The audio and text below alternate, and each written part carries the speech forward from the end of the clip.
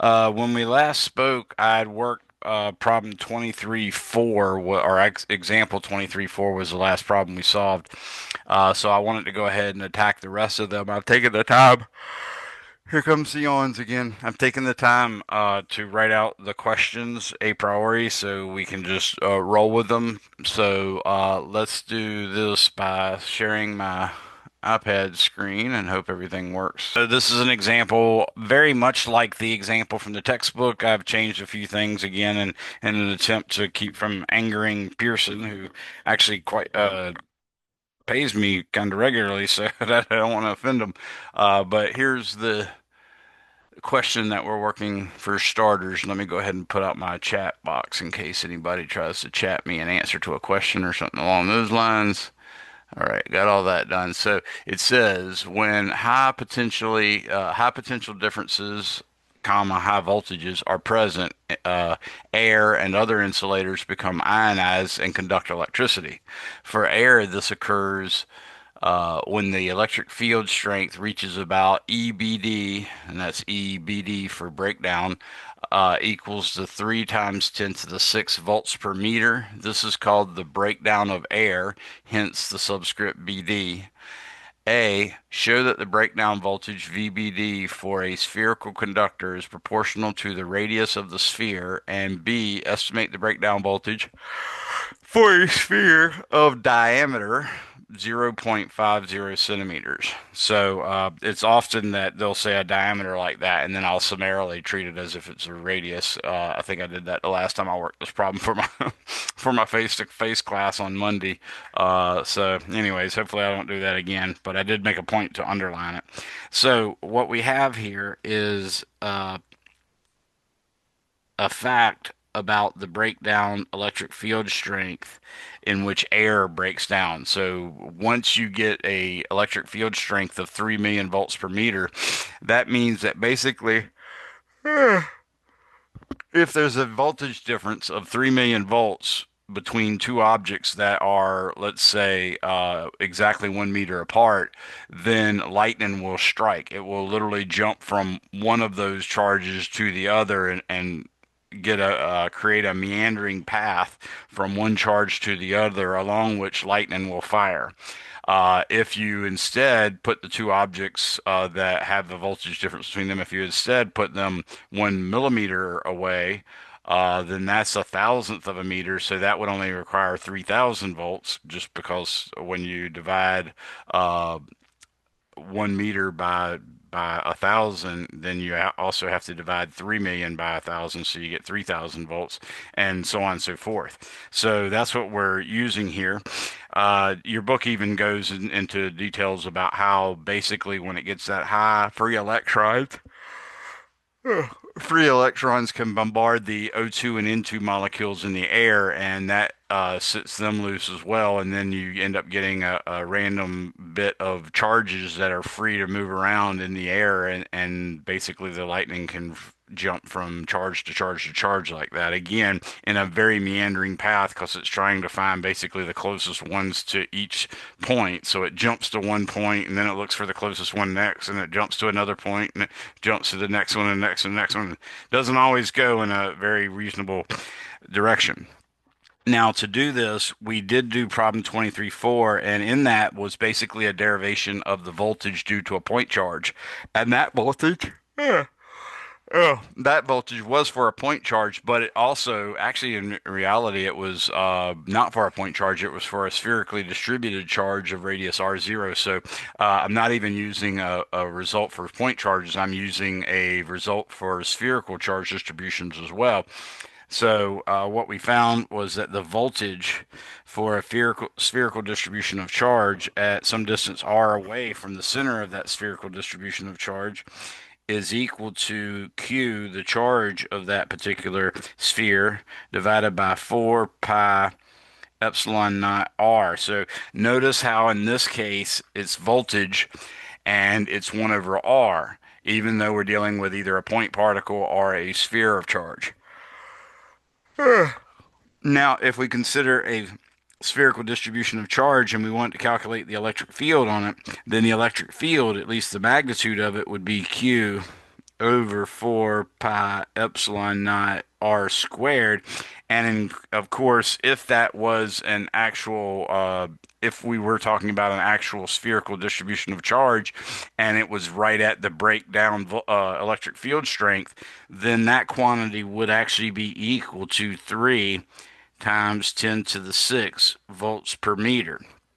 So for part A, they're asking us to show that the breakdown voltage is proportional to the radius of the actual sphere. So if we look at the breakdown voltage, V breakdown should be equal to a Q over 4 pi epsilon naught R, because that's the voltage about any sphere of radius r, or at least some distance r away from a spherical distribution of charge. However, we can multiply by r and divide by r. So we can do like this over this. And when we do that, we get something quite a bit different. For instance, we could say now we have Q over 4 pi epsilon naught r squared times r, and we see that now we've got the equation for the electric field, and that electric field is actually 3 times 10 to the 6. So I'll pull the r that's on the right hand side, this r, I'm going to pull it over to here, and this right here is exactly equal to that. So now I can say that we get r times 3 times 10 to the 6 volts per meter. And that was what we were asked to prove. We can now see that the breakdown voltage is R times 3 times 10 to the 6 volts per meter. And we can call that quite easily done, which is the fun way of saying quod erratum errata demonstratum. Ugh, yeah. A little rusty on my Latin there, at least that version of Latin. So now I've got part A, and part B, they want us to estimate the breakdown voltage for a sphere of diameter 0.50 centimeters. To do that, all I got to do is use a radius of 0.25. So V bolt breakdown for this case is going to equal 0.250 centimeters. But since I want to have this actually in meters, I need to make that 0.0025 centimeters or meters. So I almost did that already. So let me go ahead and write that down. That's going to be 0.00250 meters. And then that quantity is the R, and that's going to be multiplied by 3 times 10 to the 6 volts per meter. And when we do this multiplication, it is 3 times 10 to the 6 times 0.0025, and that gives me 7.5 times 10 to the third volts. So the breakdown voltage, if you have a half a centimeter sphere, so about the size of half of a marble, maybe 2 or 3 times the size of a BB, then it only takes about 7,500 volt difference between it and some part of a cloud or something, and then lightning will actually strike it. And that's the origin of the concept of a lightning rod. Lightning rods come to a point, and you can sort of see the point as half of a sphere. And as that sphere gets smaller and smaller, the point's getting narrower and narrower, and therefore it makes even smaller voltage necessary for it to more or less chum or fetch lightning. So, anybody have any questions on that? All right, so let's move on. I would already taken questions, but I did have a couple students show up since then. So remember to chat me your first and last name if you haven't done so already. And we'll just keep pressing on. At the end, if you have questions, you can ask me then since you missed the opening section. Now we're going on to example 23.6, again, my version of it. It says calculate the minimum work to bring a 6 microcoulomb charge from very far away to a point 0.300 meters from a 30.0 microcoulomb charge. So we're actually asked to calculate the work in bringing a charge from very far away. Now, very far away just means a big distance, but in physics, we can approximate that by saying, let's say the distance is infinite. And then that would handle any distance away we could possibly deal with. And in practice, what we need for it to be infinite is roughly a factor of 10 at least, bigger than any of the dimensions you're dealing with. I prefer personally a factor of 1,000, a factor of 100, because that usually gets it around 1% difference. So I kind of like that a little better myself. But the bare minimum is a factor of 10. Now, we did do that in example 23.4, where I calculated basically the change in electric potential in taking in moving from infinitely far away into some distance r away from a charged sphere of radius r0. I did that in section 23.4, and that was the change in voltage. But what we're asked for here is a change in potential energy, or we're asked for the work, and the work is the change in potential energy. Remember, the potential energy is defined as the negative of the work done by the conservative force, but that also means it's equal to the work done by whatever force. So the change in potential energy is equal to the work done by whatever force that did it. Well, we already figured out exactly what that change in potential energy was. It's Q times delta V. So our solution is going to require us to know some the following formulas. We know that the voltage, or potential difference, if you will, of an object a distance r away from a charge q, and that's a spherically distributed charge q, or a point charge q. When that's the case, the voltage is q over 4 pi epsilon naught r.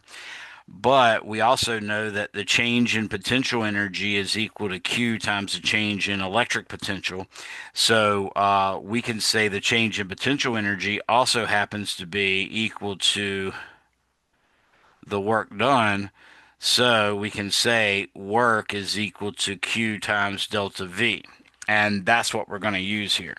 So the work is equal to Q delta V. The Q is the 6 microcoulomb charge that we're bringing from infinitely far away. So that's going to be 6.00 times 10 to the negative 6 coulombs. Again, micro is 10 to the negative 6. And then the delta V is going to be Q, which we found was 30.0 times 10 to the negative 6 coulombs, again, because of the micro. And then 4 times pi times 8.85 times 10 to the negative 12th coulombs squared per Newton meter squared. Of course, you can go ahead and consider changing this to units that involve volts instead of newtons and coulombs. That's a good thing to do, but not a big deal here. Now, what we're wanting to do is bring it up to 0.300 meters, so 0.300 meters also goes in the bottom, and that's our whole formula that we're using to calculate all this. So now we've got the formula along with all the actual values plugged in. This gives me 6 times 10 to the negative 6 times 30 times 10 to the negative 6. And then I'm going to divide all that by parenthesis 4 times 3.14159 times 8.85 times 10 to the negative 12th times zero point 0.3, close parentheses, and this gives me 5.39, and the next digit is 51, so that's 5.3951, and this actually works out to be joules. If you look, the two coulombs on the top cancel out the coulombs on the top of the units of the 8.85. The meter actually just cancels out one of the meters in the bottom of the 8.85. So I'm left with Newton meters in the bottom of the bottom fraction. And because of that, the Newton meter becomes a numerator, but a Newton times a meter is a joule. So that's how we got that. Therefore, the actual work required in bringing this 6 microcoulomb charge, 0.30 meters from the 30 microcoulomb charge, is actually going to be about 5 joules, around 5.4 joules, something like that. Anybody have any questions with that for that one? So that's something that's going to happen over and over again. They're going to ask you questions about bringing things in from a certain distance away, how much work is required. Remember, when they ask something about work or potential energy, that's going to be something that comes out in joules, and you're probably going to use something like delta U equals Q delta V. But if they're asking for a voltage or a electric potential and they don't explicitly use the word energy, then they're expecting you to give something back in terms of volts. And remember, the volt is a joule per coulomb. Your book does take the time to remind you that, and I'm going to go a little further, but I'm going to go ahead and remind you right now of a progression that we've discovered. So, first off, the progression is this. We first worked with Coulomb's law, and we found that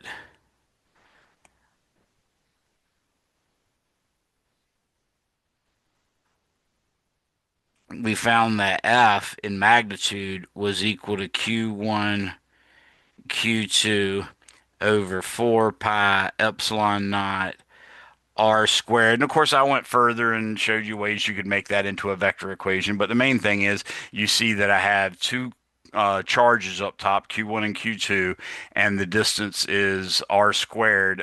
So it depends on the distance away as 1 over r squared. Now, our progression from that was to the electric field, and this too is Coulomb's law. In this case, we end up saying it's Q over 4 pi epsilon naught r squared. So notice what we did in getting from F to E is we divided by Q.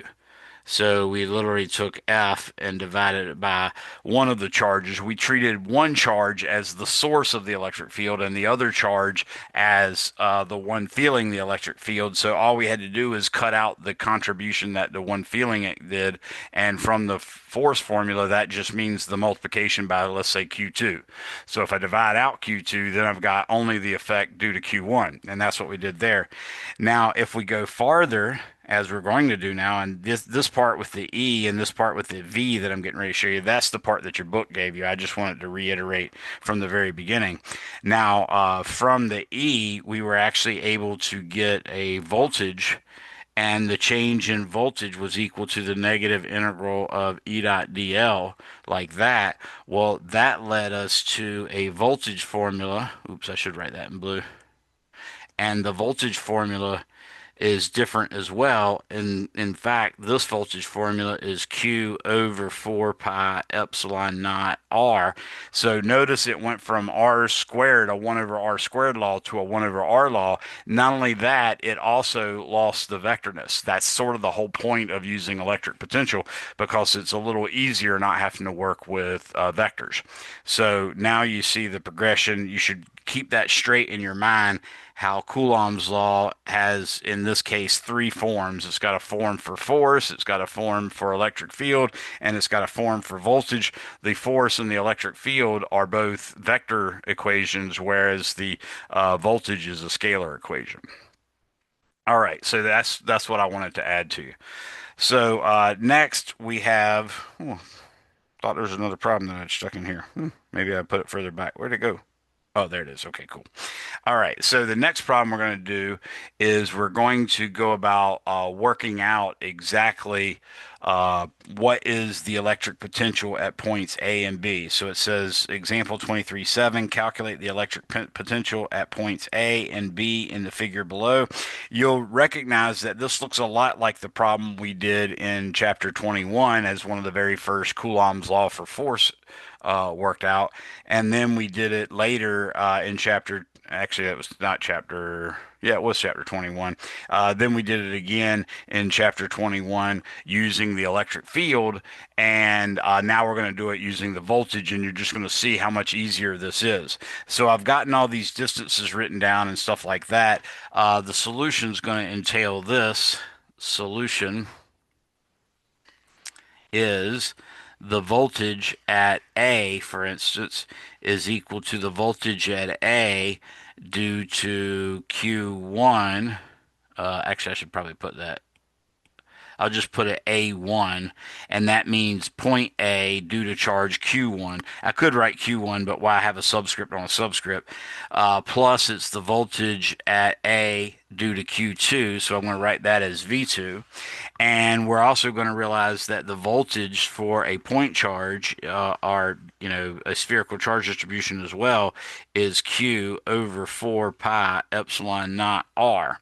And unlike Coulomb's law for force in the electric field, I explicitly told you never substitute the charges, the actual signs of the charges in for Q or Q1 or Q2. In the case of the voltage, you have to, because really all that matters with the voltage is not a vector quantity, but the very specific scalar quantity, and it makes a world of difference to whether the voltage is negative or positive. So you're going to see that in the next example quite strongly. So let's start off with part A, where we're looking for the electric field, or excuse me, looking for the voltage at point A. So at point A is what we're shooting for here. So the voltage at A due to 1 is, of course, negative 30. Oops, it's on that make everything pretty format. So it's negative 30.0 times 10 to the negative 6. I worked out the last one with the units. I'm going to leave them off this time for obvious reasons, just kind of a pain, but it's definitely something you got to think about while you're doing it to make sure at each point the units are working out how you expect them to. This is 8.85 times 10 to the negative 12th. Technically, I really should be uh, using one extra digit, and I think that extra digit for epsilon 0 is 4. I think it's 8.854, so I really should be using that since I'm using 3 sig figs on everything else. But that's the 4 pi epsilon naught. Now I need the distance away, and luckily in the diagram we see the distance away from charge 1 and point A is 60 centimeters, so I'm going to write 0.60, and that's 600 because they gave us, nope, they only gave us 2 sig figs. Sorry about that. So we're only going to deal with 2 sig figs. It won't be quite as bad as I thought. This is going to give me negative. Actually, I don't even care about the negative. I know the answer is going to come out to be negative. So I say 30 times 10 to the negative 6. I'm going to divide that by 4 times 3.14159 times 8.854 times 10 to the negative 12th. And then I'm going to multiply that by zero point 0.6, close parentheses, and this gives me roughly 4.494 times 10 to the 1, 2, 3, 4, 5 times 10 to the fifth. And of course, this comes out in units of volts. As you can tell, basically the Coulomb divided by the Coulomb squared per Newton meter squared multiplied by coulombs is going to give us basically a joule per Coulomb, which is a volt. And of course, it was a negative charge, so it's going to be that. Now I can calculate VA2. That one's going to be positive 30.0 times 10 to the negative 6 over 4 pi times 8.854 times 10 to the negative 12th. Again, leaving the units off. This time it's 0.30 like that. So now I'm going to do 30 times 10 to the negative 6 divided by parentheses 4 times 3.14159 times 8.854 times 10 to the negative 12th times 0.30 close parentheses, and this gives me 8.898, or excuse me, 8.9878 times 10 to the 1, 2, 3, 4, 5, 10 to the fifth, and this one is actually positive, and that's the voltage. So VA, which is equal to VA1 plus VA2, has to be equal to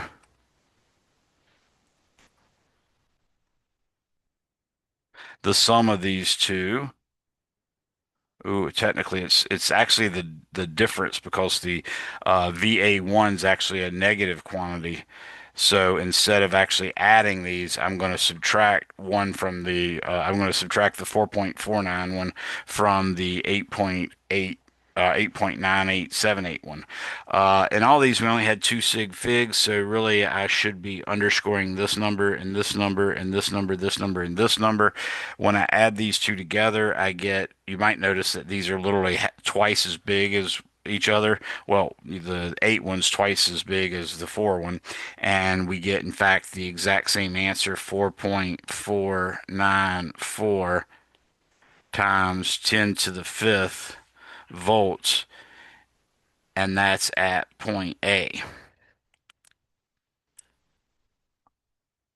Any questions on that one? Okay, now at point B, notice how, for starters, notice how much easier that was when we did it compared to when we did it in chapter 21. When we did it in chapter 21, we had to not only calculate these same factors, except the difference was we were using the zero point 0.6 and the zero point 0.3 squared in the bottom, but we were also having to realize that the vector electric field or the vector force at point A involved a vector force that pointed either straight down or straight up at point A for Q2, and for Q1 it was on some diagonal, so we had to break it down into components and all that good stuff. So it actually was quite a bit more difficult. Now for part B, we're going to do the same sort of math we did before. We know the voltage at B is equal to the voltage at B due to 1 plus the voltage at B due to 2. And the voltage at B due to 1 is actually equal to negative 30.0 times 10 to the negative 6 coulombs. All that's going to be divided by 4 pi times 8.854 times 10 to the negative 12th. And then, of course, that distance is just 40 centimeters, so that'd be 0.40. And then, before I even do this calculation, I'm going to go ahead and show you what VB2 is. VB2 is going to be, in fact, positive 30.0 times 10 to the negative 6 divided by 4 times pi times 8.854 times 10 to the negative 12th times, by symmetry, since the distance between Q1 and B is 40 centimeters, we can tell that the distance between Q2 and B must also be 40 centimeters.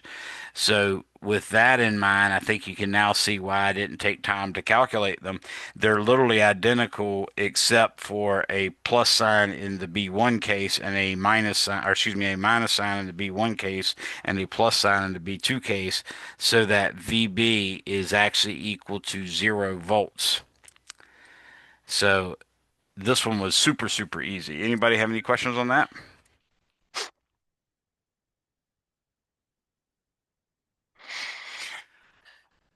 All right. So that was another problem. Now I'm going to give you a conceptual problem just so you'll have some understanding of the intricacies of working with potential energy versus voltage. So it says consider two charges in three different relative positions shown below. Uh, you basically have a particle that's positively charged. It seems to be quite a bit close to a particle that's negatively charged.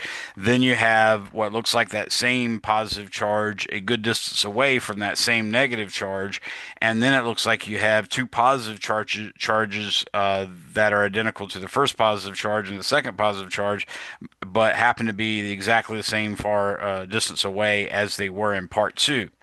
And the questions are A, which has the positive potential energy? B, which pair has the most negative potential energy? And C, which pair requires the most work to separate them to infinitely far from one another? Assume that the left charge has a magnitude of Q1 and the right has a magnitude of Q2, where the magnitude of Q1 is equal to the magnitude of Q2. So they're all the same amount of charge. You can pretend like they're all 3 microcoulombs, say. But in the red cases, they're positive 3 microcoulombs, and in the blue cases, they're negative 3 microcoulombs.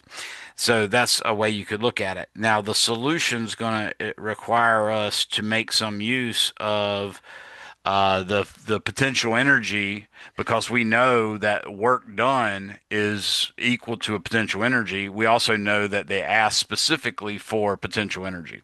So we know that work can go directly into potential energy, in which case work equals potential energy.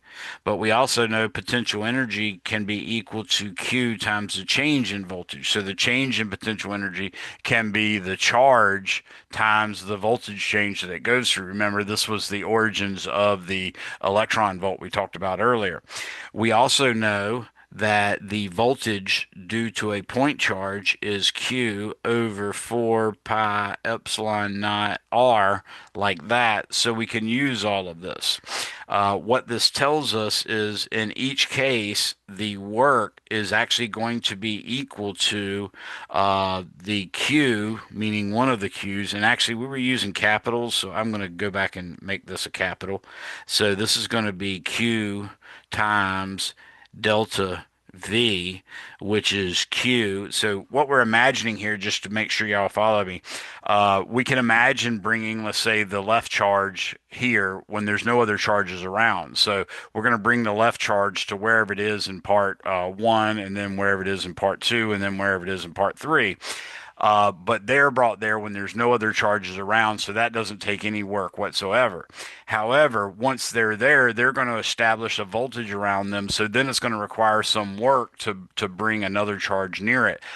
In some cases, it might require a negative amount of work because the charge that we bring could actually be attracted to the charge that's already there, in which case it's going to do that spontaneously if the energy is big enough.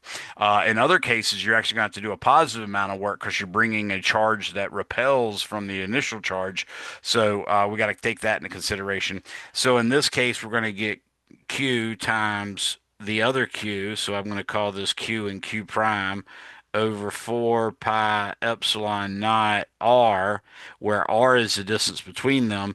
So our formula is actually going to be Q times Q prime, which I could also call Q1 and Q2. That would be acceptable as well. I just was kind of bothered because I had to use it with parentheses, and I didn't want you to think in terms of, oh, well, this was going to be positive, this was going to be negative, that sort of thing. I'm just going to use them at random and call either one to Q and either one to Q minus, because multiplying Q times Q minus is the same as multiplying Q minus times Q. All of this is going to be over 4 pi epsilon naught R, where R is the distance between them. And that would be from center to center, of course, R, if these are point particles, it's just from particle to particle. So in part A, they're asking a very specific question. They said, which has a positive potential energy?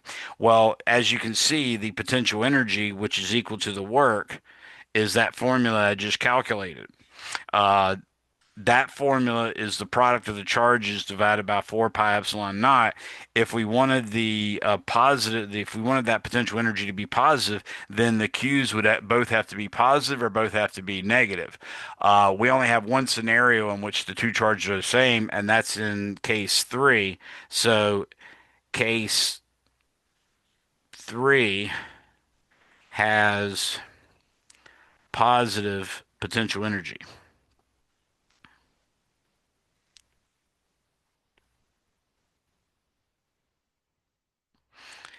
So that's our first answer. Now, part B, it says which pair has the most negative potential energy. So when they say most negative, for starters, we know it's got to be negative, but then most means it has the largest magnitude. So we see that both 2 and 3 have a negative magnitude mainly by default because we already said that only 3 has a positive magnitude. But the big thing is they're inversely proportional to R. So that means the one with the highest negative energy is in fact 1. So case 1 has the most negative potential energy.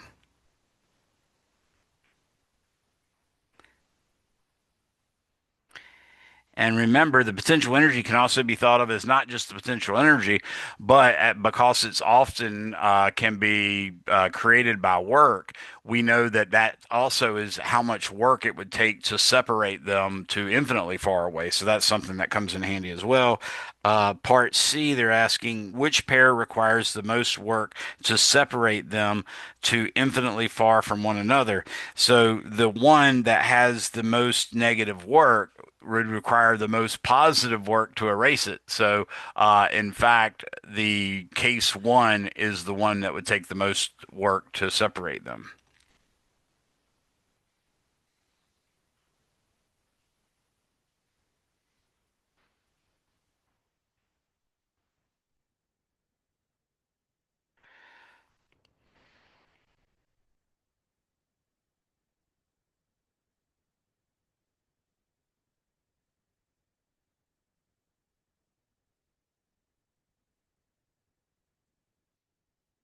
Okay. Any questions on that? Now I'm, giving my explanations and using my words, but feel free and definitely you should, no matter if you, no matter if I tell you to or not, you should always look at the equivalent or very closely related examples that this author gives and any other textbooks you can find. It's very helpful to look at how different authors look at it, and you can find any calculus-based physics text will explain this, and every author is going to explain it somewhat differently, and it might come in handy. It's more a matter of sometimes it's just seeing it 12 different ways. It's not that any particular one of the 12 was really, really great. It could just be that you've seen 12 different ways and now you understand it. But it could be that, maybe Giancoli or maybe, Wolfson or Halliday or Resnick or one of those people might actually give you the wording that helps you most. So that's always a plus in education is the more ways you can find it explained, the more likely you are to have some understanding of it. So anybody have any questions on that? All right, so that was example 23.8. Now we're going to start to get into charge distribution. So before I do that, let me give you a little bit of a primer. You can probably guess exactly what the equation would be, but now we need an actual equation for calculating the voltage due to a charge distribution. So for starters, if you have any number of charges, then the total voltage would be the summation from I equals 1 to n, say, of V sub I, where each V sub I is a charge that each Q sub I, or is a voltage that each Q sub I causes. So we know that each of the voltage formulas is going to have a 1 over 4 pi epsilon naught. So I'm going to go ahead and pull that out in front and say 1 over 4 pi epsilon naught. Now I'm going to take that as a summation from I equals 1 to n of Q sub I over R sub I. And specifically, that's Q sub I over R sub I, and they all have to be at the same point. So it might help to write this as at the point P, at the point P, and at the point P. So, in other words, the distance R sub I is really the distance from Q sub I to whatever point P that you wish to calculate the voltage at. Now, that's the case if it's discrete. If you got a potentially countable, that doesn't mean that that you can count it in a finite amount of time. It just means that you can count it. Now, if we step a little further back and say, well, what if I have a distribution that is so large that I really don't want to count because it's going to take like Avogadro's number or bigger? Well, then you might be able to pretend that the individual discrete chunks of charge are in fact smears of charge, in which case you get voltage V is equal to 1 over 4 pi epsilon naught times the integral of dq over R. And as always, the dq is either going to equal lambda dl, or it's going to equal sigma dA, or it's going to equal rho dV. Again, the lambda is the linear charge density measured in coulombs per meter. The sigma is the two-dimensional charge density or surface charge density measured in coulombs per square meter. And the rho is the charge density, and that is coulombs per unit volume. And obviously, dV is a differential volume element, dA is a differential area element, and dL is a differential line length element. So now that we have that, we can go on to trying this problem. Notice it looks a lot like a problem we already did, and in fact, I'm going to go a little further and show you exactly how you can get the electric field out of the voltage. So once you actually have a voltage, there is a way to recover the electric field equation, just like we learned, for instance, that the potential energy at a height y above y equals zero, which we called the ground height or the zero potential energy height, that potential energy was m times g times y. What we discovered from that theorem was that the force was the negative gradient of that potential. So if we took the derivative of mgy with respect to y and then multiplied it by -1, we should get the actual force. So if you take the negative of the derivative of mgy with respect to y, you get negative mg. And lo and behold, that is the force in the y direction, specifically the weight equals mg. And the fact that it's negative is just telling you that it points down. So it even gave us the direction. Okay. Well, there's a similar formula here, and it turns out that the electric field is just equal to the negative gradient of the voltage, and that's what we're going to work out. I didn't write that down here, but I could. I'll write it right here. E is equal to the negative gradient of V. And that's just a mathematical vector calculus operation. In case y'all hadn't seen that last semester from me, this is sort of treated as an operator, so you can write the little triangle, the upside down triangle, with a little bar next to it showing that, hey, something's supposed to go to the right of this triangle. And then you can treat it like an operator, and normally what that operator means is there's going to be an I hat or an X hat, whichever one you prefer to write, times the derivative with respect to X. And then you're leaving that space because, like I said, you have a space to the right of the delta symbol. Then I have a J hat partial with respect to Y, and again, leave a space. And then K hat partial with respect to Z, again, leave a space. So that's what that gradient operator is. In Portuguese it's called nabla, and it's probably called that in a bunch of other languages too, but basically that's what it is.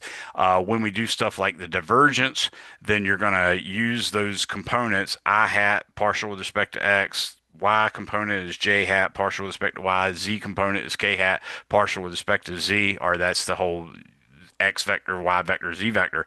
You put that as the second row in a matrix whose first row is I hat, J hat, K hat. Then the third row, you put it in as the X component of the vector, the Y component of the vector, and then the Z component of the vector. And when you do that determinant, you're actually calculating the curl.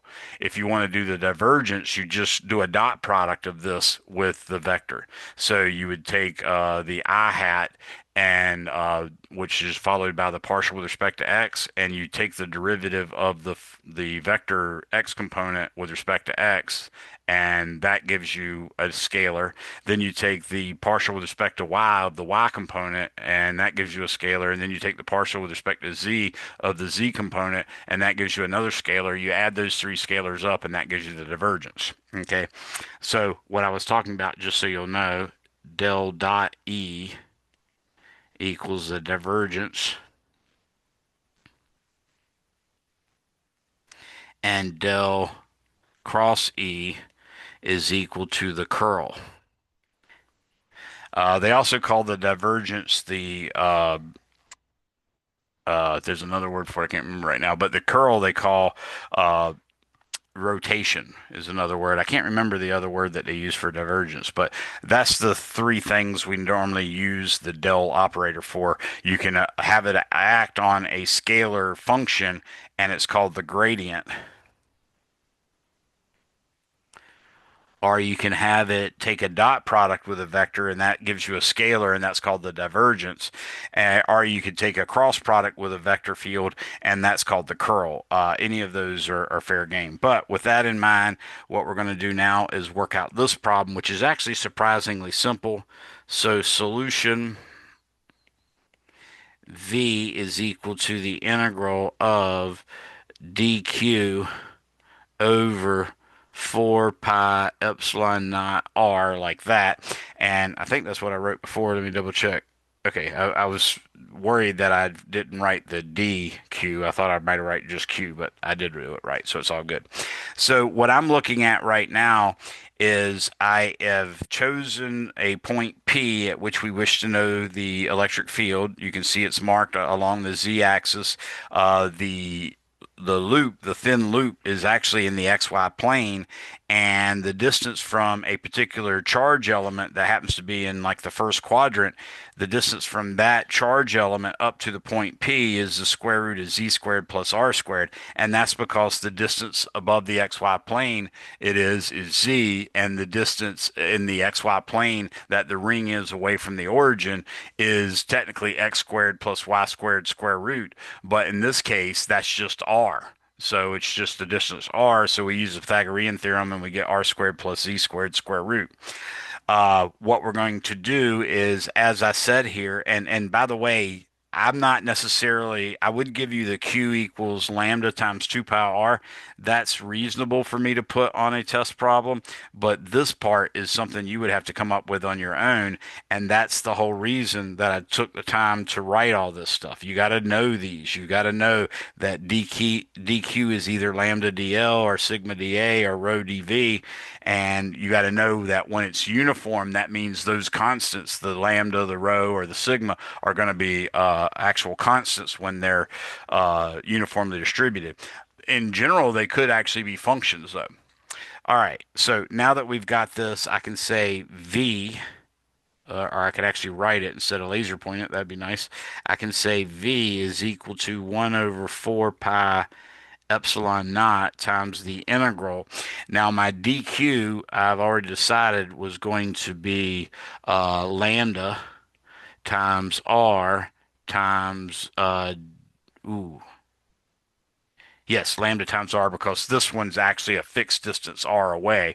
So it's lambda times big R times the differential angle element d theta that I've drawn on the actual diagram.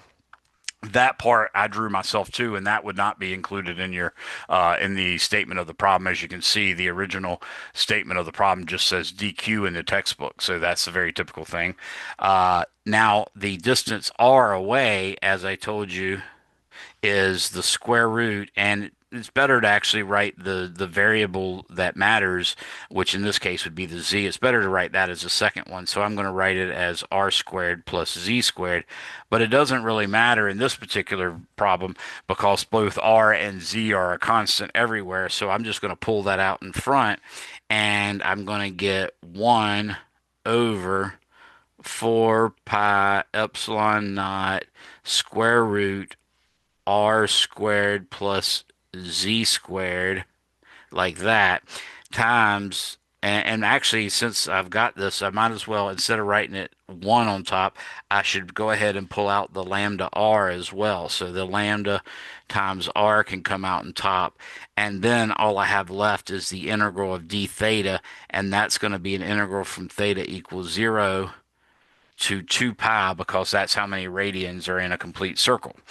Now you can see that the integral of d theta from 0 to 2 pi is just going to be theta, and then I got to evaluate that at 2 pi, and then I subtract from that, evaluating it at 0. So basically, the integral is just going to become 2 pi, and I'll get 2 times pi. I'll put the r over here for obvious reasons, then times lambda, and then all of this would be over 4 times pi times epsilon naught times the square root of r squared plus z squared, like that.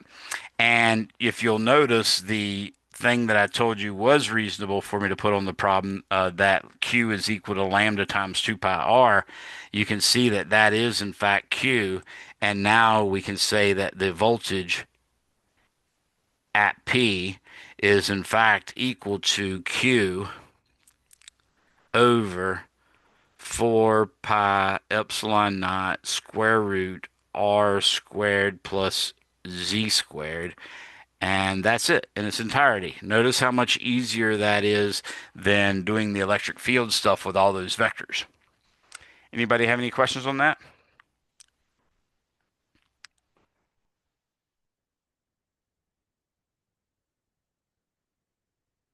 All right, looks like everybody's good.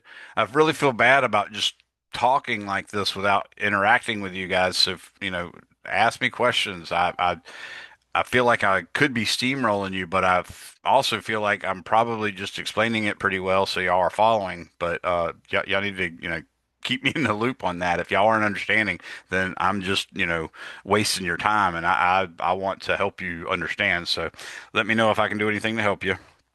Any questions about this now that I've said that? My meeting is being transcribed. Isn't that exciting? All right, so we're going to move on to the next line. So the next example is example 2310, and it says calculate the electric potential at point P. Assume the disk has a total charge Q distributed uniformly over the surface.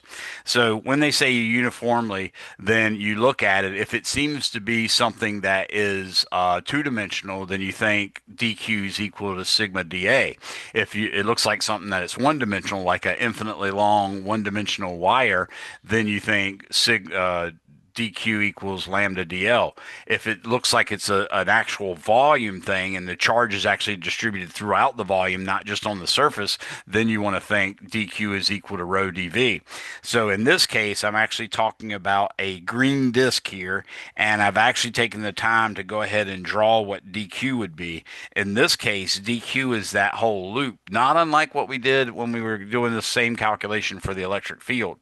So keep that in mind. But now that we have that established, and remember this, I might not necessarily draw this little dq on here, and I certainly wouldn't tell you that dq is equal to sigma dA and that that's equal to sigma times 2 pi rdr. I would not give you that in a typical test problem.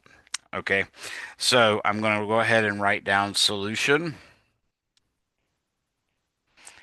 The solution we're going to use is V equals 1 over 4 pi epsilon naught times the integral of dq over r. And we are going to use dq is equal to, since it's two-dimensional, I'm going to say sigma times dA. Now, we can sort of look at this circle as if it's a circle whose inner radius is 2 pi times lowercase r. And then if we imagine cutting that, it sort of comes out to be a rectangle, and the rectangle's length is 2 pi r, and the width of it would be a distance dr. So what I'm imagining here is, let's say this distance right here, I'll use black. This distance right here is dr. So the area of that, if you treat it like a rectangle, even though it's really not, it's roughly 2 pi rdr. In reality, what the thing is shaped like would be more like this And this top side has a length from here to here that's 2 pi r. This thickness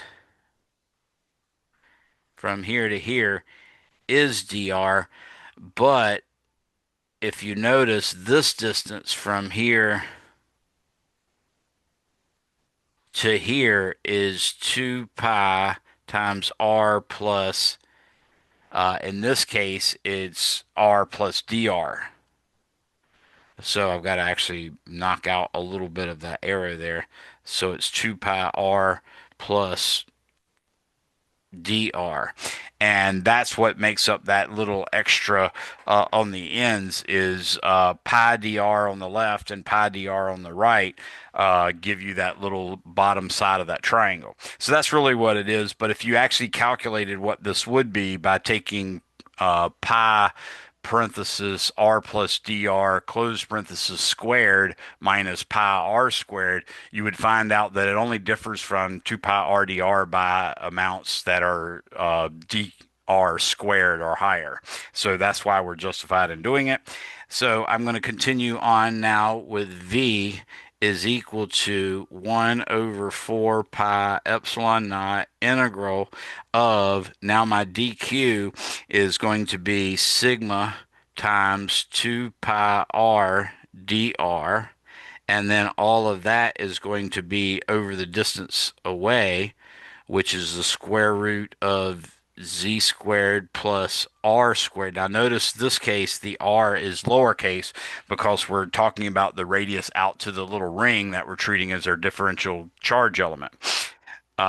Now we can go ahead and pull out various constants. So for instance, I could cancel out this 2 pi with this 4 pi down here, and I would then get sigma over 2 epsilon naught. I don't know why I'm writing in red all of a sudden. So it's going to be sigma over 2 epsilon naught times the integral of r dr over z squared plus r squared, wrong r, z squared plus r squared square root. And that's going to be from r equals 0 to r equal big R. Almost wrote infinity there. Now, this is easy because luckily we have something that's kind of complex, the square root of z squared plus r squared. But if we let u be z squared plus r squared, then du be 2rdr, and we already have an rdr in there. So that's what we're going to do. I'm going to say let u equal z squared plus r squared. And I know I could have written that maybe a little bit worse, but not a whole lot. So u is going to equal z squared plus r squared. And then that, of course, is going to mean that du is equal to 2r dr. And we already have an r there. So what I'm going to do is I'm going to multiply by a 2 on the top and also multiply by a 2 on the bottom. And therefore, I'm just multiplying by 1, and that's okay. So that's going to be sigma. Oops, again, I got to go back to purple. So that's going to be sigma over 4 epsilon naught times the integral from 0 to r of, now that I've put that 2 in the bottom, I've also put the 2 in the top. So this becomes u to the negative 1/2 times du. Now, that's just an easier way for me to write it. It's du because it's 2rdr, and then it's u to the negative 1/2 because it's actually in the denominator, and 1/2 is the exponent that you have for a square root. So now that I have that, I can just do the integral of u to the negative 1/2, and that, of course, is u to the positive 1/2 divided by positive 1/2, which is the same thing as multiplying by positive 2. So now I'm back to sigma over 2 epsilon naught times the square root of z squared plus r squared, and that's going to be evaluated from 0 to r. So expanding on that a little bit, I now have v is equal to sigma over 2 epsilon naught times, now I'm going to evaluate it at r, and I get the square root of z squared plus big R squared, and then minus the when I substitute 0 for r, that just becomes the square root of z, which of course it's the positive square root, so that means it's the principal square root, and therefore we're going to have the absolute value of z like that. Because if z was negative, we would still have to put in a positive z for it. So that is the actual electric field, or excuse me, the actual electric potential we get at point P as a result of this charge distribution. Does anyone have any questions regarding that? Now that's all in terms of sigma, but I can go ahead and put it back in terms of Q because that's normally what they'll give you. They'll normally just give you Q, but I wanted it to look a little bit like the formula that we had before. So what I'll do instead is, what the heck? U to the negative 1/2. So I added 1 to it and then divided by that added to 1. So that would be that.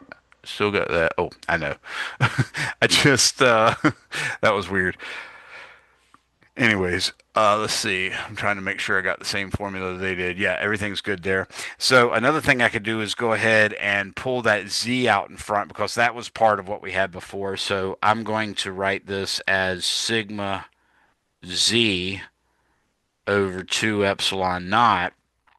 And then by factoring out a z, I didn't technically have a z in the other one, but the way we could act as if we had a z was I could factor out that z, and the way I'd do that is I would pretend that this quantity, the z squared plus r squared, was square root then z squared parentheses still under square root parentheses 1 plus r over z in parentheses squared. So that's really what I'm doing.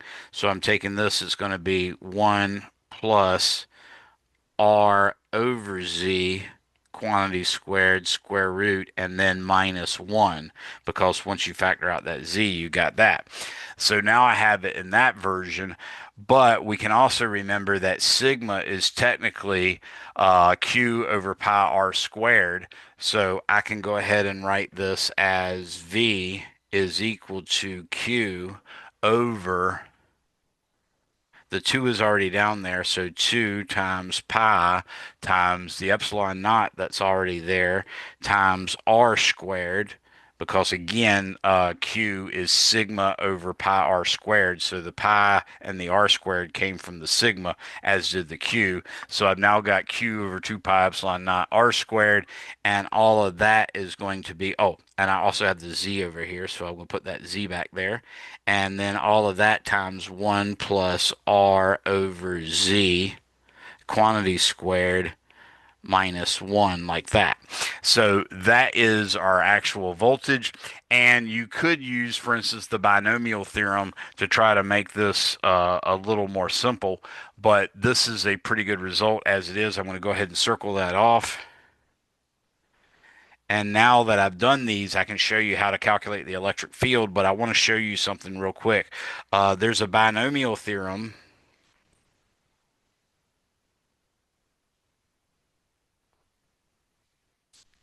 and it's in your appendix, but it's also in the back cover of the hard copy of the book as well. So it's one of the things that's listed in the documents that I give you for taking tests. And what the binomial theorem says is if you have 1 plus some quantity x raised to the n power, then the leading term of that is just 1, and then you have a plus or minus the exponent times whatever the x was. Then you have a plus times n minus 1 divided by 2 factorial times x squared. And then you have again a plus or minus. And for the plus or minus, we now have, oh no, this one's, yeah, that one's supposed to be the plus or minus because that one wasn't. That makes good. Yeah, yeah. So that's right. And this is going to be n times n minus 1 times n minus 2 over 3 factorial times x cubed plus dot dot dot. So that's a way of doing it. And normally when you do such an expansion, you really only need the first or the first two terms. So if we do that, then we can say V is equal to Q times Z over 2 pi epsilon naught r squared. Now, in place of the 1 plus r over z to the square root, 1 plus r over z squared under the square root, we're going to replace that with 1. And since the symbol is technically plus because it's actually a plus or minus that goes here. So that's what the negative sign was in the bottom, as if it's 1 minus x, you'd use a minus. But in this case, it's a plus. So it's going to be 1 plus 1 half. And now we're going to take the r over the z like that. And that's just the first two terms. That should be enough. And we already had the minus 1 there. So with that, you can see that the ones cancel out. And when this happens, this becomes V is approximately equal to Q over 4 pi epsilon naught. And remember, this is V, not the actual electric field or the force. So we end up getting the R in the top cancels out with one of the R's in the bottom. And we're going to get, actually, it's going to cancel out with both of them because it was a R squared in there. Yeah. That's right. So that z squared is going to cancel out with a z here. That r is going to cancel out with the r squared in the bottom. So we're ultimately going to get a z on top, two z's on the bottom. That's going to just give us z on the underside. So you can see that for z values that are much, much bigger than r, then this is going to look just like a point charge, and we'll get a voltage V equals Q over 4 pi epsilon naught times the distance, like we always had. All right. Any questions on that? Now, again, what we can do is we can use these voltages that we calculated using these methods. We can actually use them to calculate the electric field. So let me show you with this one right here. So extra E is equal to the negative gradient of V. Now, in this case, we only have a Z present, so I can only find the electric field component of Z. But just so you'll know, this E is actually supposed to be equal to negative I hat partial of V with respect to X minus, oops, wrote that way up there, crazy, minus J hat partial of V with respect to Y minus k hat partial of v with respect to z. So you can see the derivative with respect to x gives you the x component, well, plus or minus a negative sign, and the derivative with respect to uh, y gives us the y component once we add a negative sign on it, and so on and so forth. So in this case, we're going to say E sub z is the negative partial derivative with respect to z of q over 4 pi epsilon naught times r squared plus z squared to the negative 1 half power. So that's the actual derivative we're taking. That's not too bad because luckily most of it's a constant. So I got q over 4 pi epsilon naught. And now I'm going to take the derivative of this seemingly nasty quadratic that's over here, but it's really not going to be that bad. So the q over 4 pi epsilon naught is there. I'm going to do the chain rule. So basically, I'm going to have r squared plus z squared times the original exponent, which is negative 1 half. Now I've got to take the derivative of that, and of course it was r to the negative 1 half. When I subtract 1, that's going to become r to the negative 1 halves minus 2 halves, which would be negative 3 halves. And now I got to take the derivative of r squared plus z squared with respect to z, and of course that's going to be 2z. So you can see that the negative and the negative are going to cancel out, and I get E of Z is actually equal to uh, the twos are going to cancel out and the negatives cancel out. So I get Q over 4 pi epsilon naught times z over r squared plus z squared to the 3/2 power. And you'll notice that is exactly the electric field that we got in chapter 21 by doing this with that long complicated integral. So now you see, and I should subscript that z because it is technically the z component. If we wanted to make it the actual vector, we would put a vector symbol over the e, we'd erase the z, and we put a k hat after that. But I think you do recognize that as the electric field we found before. We can do the same thing with this one if you want. Of course, we would take it in the red boxed form. So that would be a little more complicated, but it's not really necessary. Now, I believe that's the last of the major computational stuff I wanted to discuss with you, and we still got about 9 minutes. There's a section 23.5 that talks about equal potential lines and surfaces. You really need to read that and read that with thinking in your mind about the electric field lab that we did. Remember, we actually found electric fields. Well, what we did when we were doing those electric field labs is we found places where you could put one dot on a galvanometer, you could put one probe from a galvanometer down on a dot, and then you find all the other dots where the galvanometer read zero. In doing that, what you found were all the points that had the exact same voltage as that first dot. And then you connected all those dots with a line, and what you made was an equipotential line.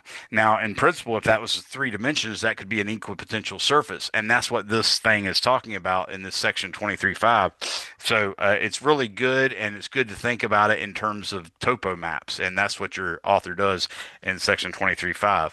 After check section 23.5, which again I tell you is extremely important to understand conceptually how to picture the electric field and all that stuff. After that, we go to section 23.6, and I've already drawn something over here for that.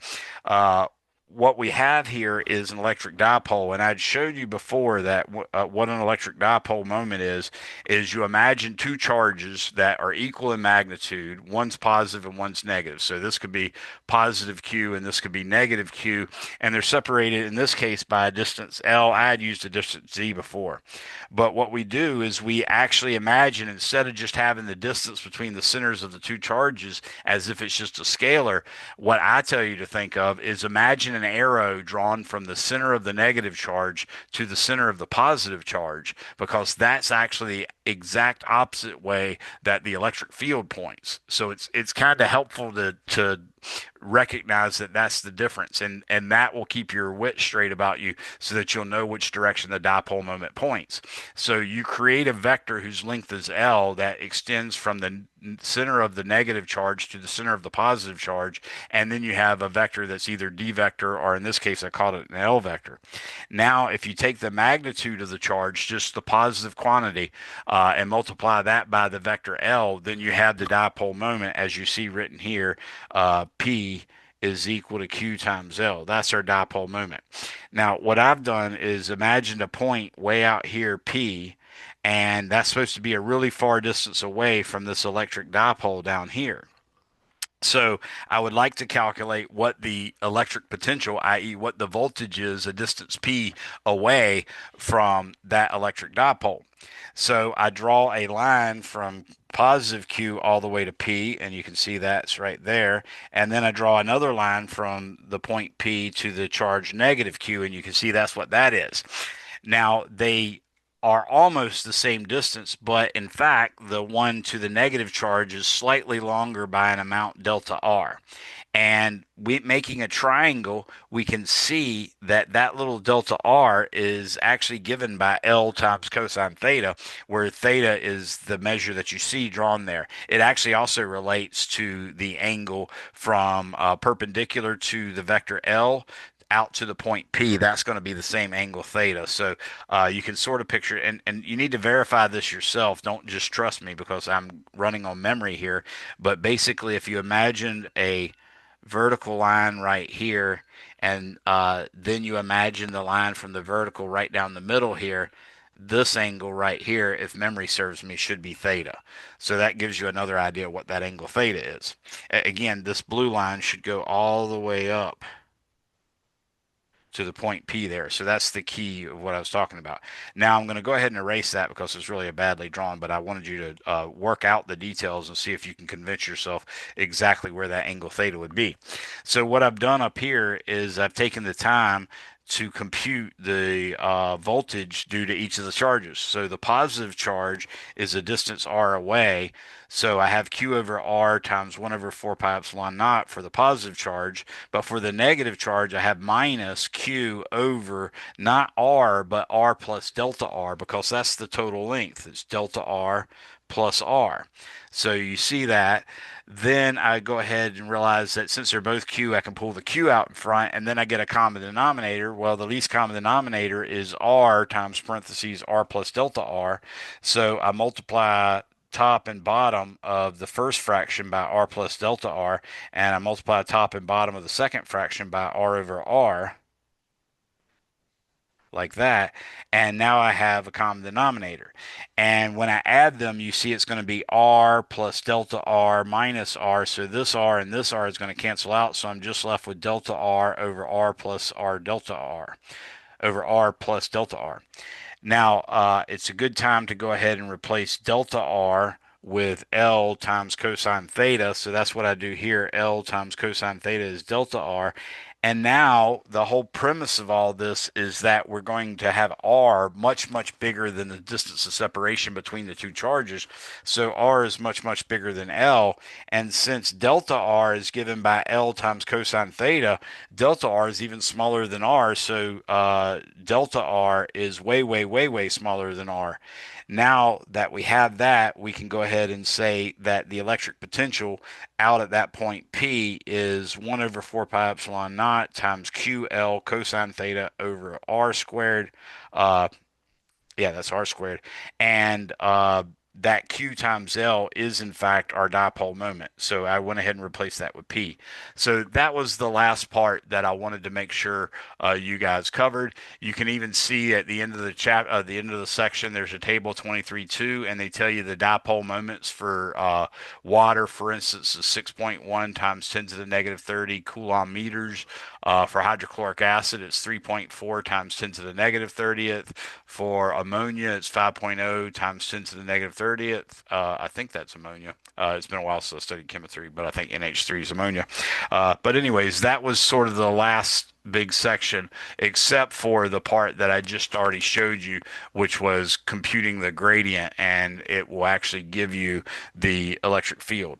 So remember that part as an additional thing. But we've now finished chapter 23. You folks are completely free to go. I'll wait for the last person to leave in case anybody has any questions, but I do appreciate your coming. And thank you, everybody.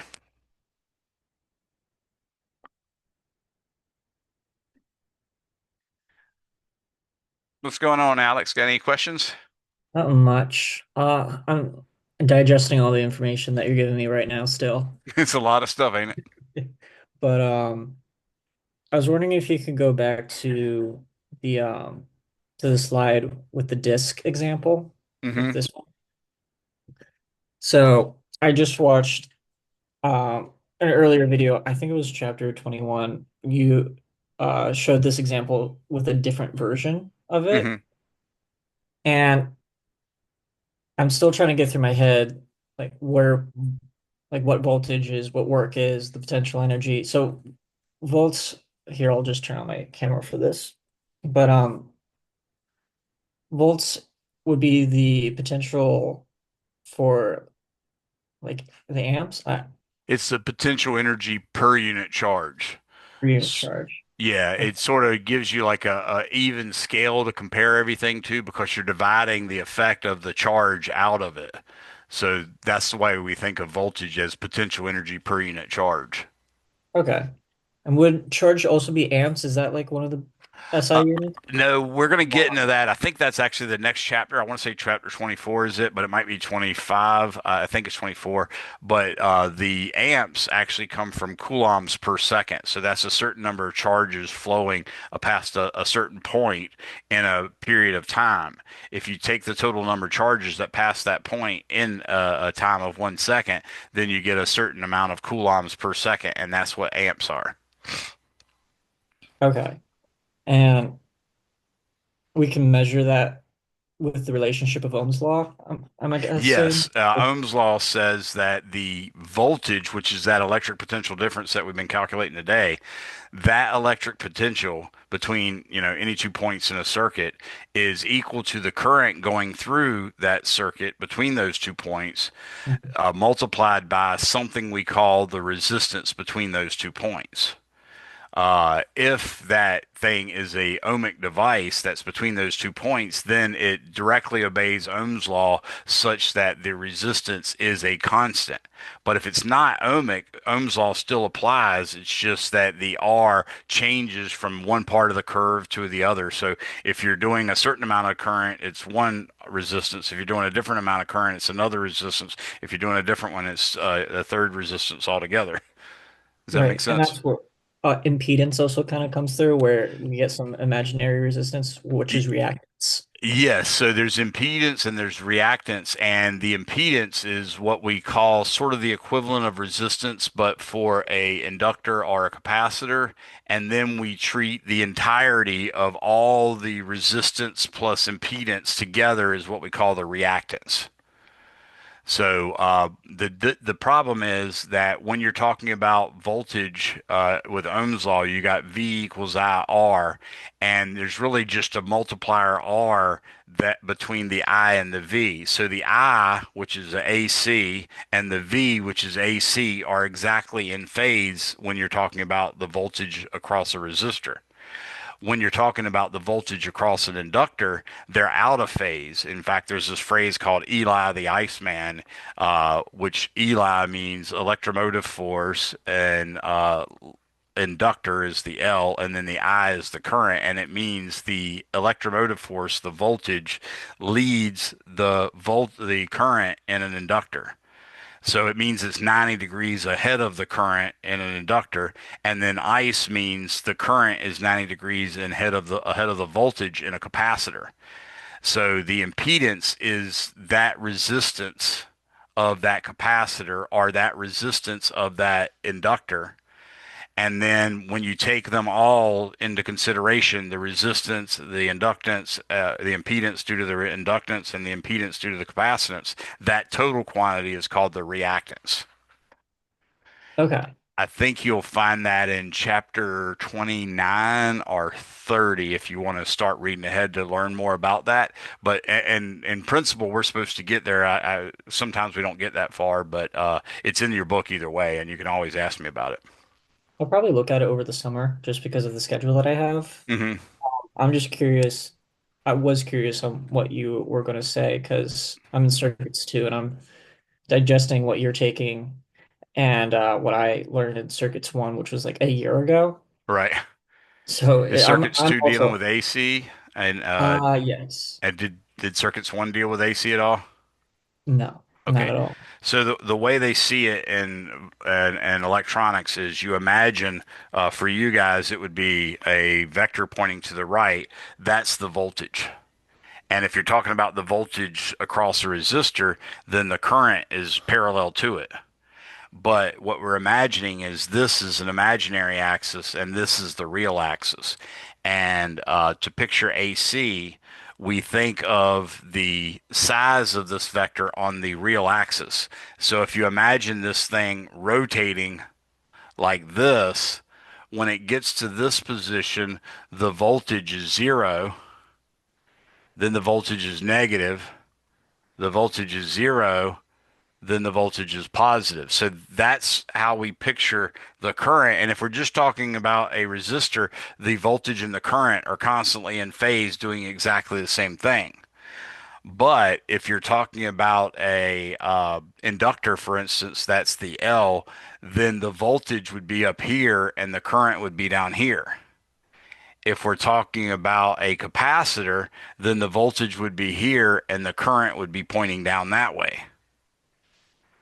But you can Okay. see that the impedance for the inductor pointing up and the impedance for the capacitance pointing down are just like y components of a vector. So those two just add. One's positive, the inductor one, and the other's negative, the capacitor one. So they're just going to differ by by the difference in the impedance, and then the voltage is over here, and from that you get a phase angle. By combining those three vectors, you get a phase angle, and that tells you how far out of phase the current is from the voltage at any one time.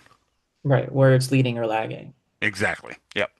I do have another just, I guess, conceptual question. Hmm. I'm just trying to put in my head positive and negative charges.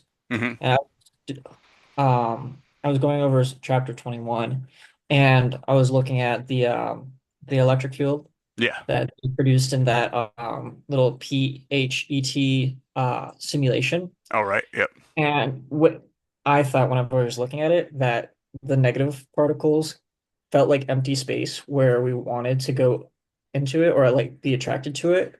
So almost like a marble on a really thin sheet and it's Oh being yeah, dragged exactly. and then That's exactly the way you're supposed to be picking this up. If you look at, remember I was talking about these equations, the divergence and the curl and all that good stuff. So the divergence, there's ultimately something called Maxwell's equations that we're working through. Coulomb's law relates to one of them, sort of. Gauss's law really is one of Maxwell's equations, but we usually use it in differential form. In differential form, Coulomb or Gauss's law is a divergence. It's the divergence of E is equal to rho over epsilon naught, where rho is the charge density. So what that means is when the charge is positive, it acts like a source for electric field lines coming out. And just like you notice, when it's negative, it acts like a drain for field lines to come in and disappear. That's what you're seeing there. okay. And in fact, that's all it takes. It turns out from vector calculus, we know that if you want a vector field, then all you need is the divergence and curl of that electric field. So Maxwell's equations are an equation for the divergence of the electric field, and an equation for the curl of the electric field, an equation for the divergence of the magnetic field, and an equation for the curl of the magnetic field. And that's why there's only four of them, because it only takes a divergence and curl of each vector field to completely determine the vector up to an additive constant. So you can still add an arbitrary constant vector to it, but it'd still be the same thing. So like another particle that we could add It's essentially. another just a arbitrary vector. Like if you claim the electric field is 5,000 volts per meter, well, we can say no, it's going to be 5,001 volts per meter, and you just have to deal with that. But that's what you're used to too. Remember, I told you you can sort of call the zero of voltage anywhere you want in the circuit. Put a ground there if you want specifically, and then instead of the positive side of the battery being 9 volts and the negative side of the battery being zero, you might make the negative side of the battery -3 and the positive side of the battery +6. So it's Yeah. just by that arbitrary amount that you can add to it. Okay. Cool.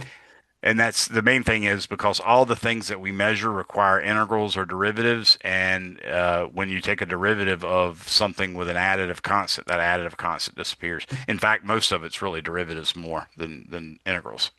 That's nice. Yep. But coolio. So just like before I leave, I guess I have one more question. Okay. Essentially what we're learning, and like this is just the broad scope taken into a really basic idea. Um, we're understanding what these point particles, positive and negative, are doing to each other, Hmm. and we relate it through voltage, the work done, potential energy, and electric field. Hmm. Am, am I missing the magnetic field? You are, because we haven't discussed that yet, but there's going to be some repercussions. But what you'll discover is the magnetic field is sort of just the opposite side of the coin of the electromagnetic field. So there's Hmm. there's cases where you can understand everything with just an electric field, and there's cases where you can understand everything with just a magnetic field. But there's some cases that you can't explain unless you take into account both the electric and the magnetic field.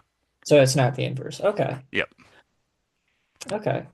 Yeah, one of the coolest problems we did as an undergraduate in Griffiths electrodynamics was we took a chunk of wire that had a bunch of charge on it, And we imagined, in fact, a charged particle flying by it, or actually sitting still by it. And we calculated, just like we did in chapter 21, we calculated the electric field that was acting on the charged particle sitting next to the charged wire. And in so doing, we were able to come up with, basically the force that it would be acting on it. But if we jump to the field in which the particle was moving, then it became necessary for us to understand how that motion occurred by realizing that now in this new frame there was a magnetic field, and when you calculated the result of the forces due to the magnetic field, it gave you the exact same results as the electric field did. So it was really kind of an amazing thing, but I literally it came down to the exact same expression, except in one case we were examining it as a magnetic field, but in the other reference frame it was completely an electric field. So it's pretty Yeah, cool when you see it at that level, and there's nothing we can do that I know of yet until we cover relativity that I could do to show you that at this level course. But once you've covered relativity, it's pretty straightforward to do, and it's kind of a very interesting thing. I'll have to look into that.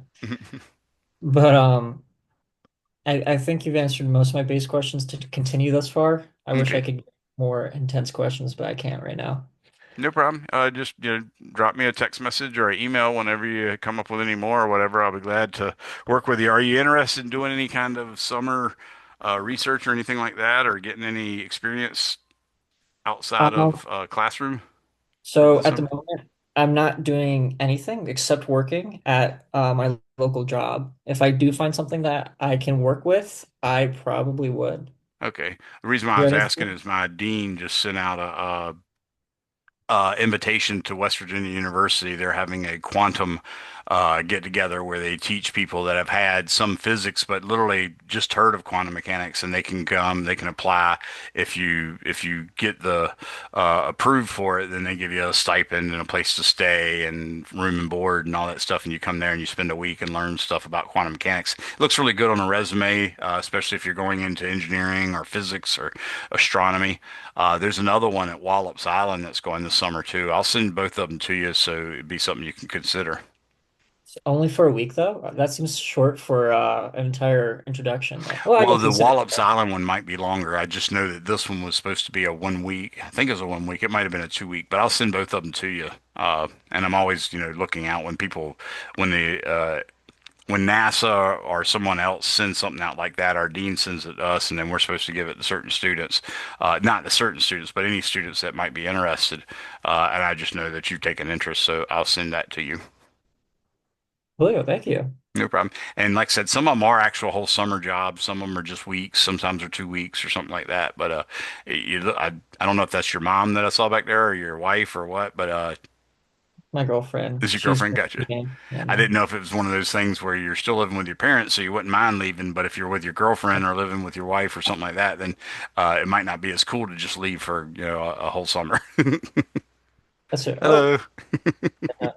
She's with me, and no, she. Oh, I just lost it. Just tell There we her I, go. I didn't see her close enough to even make an attempt at figuring out anything about age. I just saw No, somebody you're walking good. around doing responsible stuff. Oh, you got a kitty cat too? Yeah, his name's Sydney. Oh, awesome. I like it. But she's going into uh, she's helping me with college at the Mhm. moment, where I'm gonna go full time, and then I'm gonna go work full time, and then she goes to college full Oh, cool. Is time. she interested in the medical field or science or what? Science and interior design. Oh, okay. So Cool. more like if like um if anything with science, like more like material sciences, Gotcha. because I can't imagine her going into what I'm going into. Whenever I say anything electrical, she just doesn't know. Don't like it. Yeah. That's pretty much a switch. Like most people have a switch and it says, I don't like this. And then all of a sudden, if the switch gets flipped, then they like it. But until that switch is flipped, they're going to hate it. Yeah, no, I can second that. All right. Well, let me know if there's anything I can do for you. I'm going to go ahead and head on. And again, Of send me course. a text or email anytime you want. Sounds good. All right. All right. Have a good one, Alex. Take care. Have a good night. You too. Bye bye. Bye, Mrs. Alex.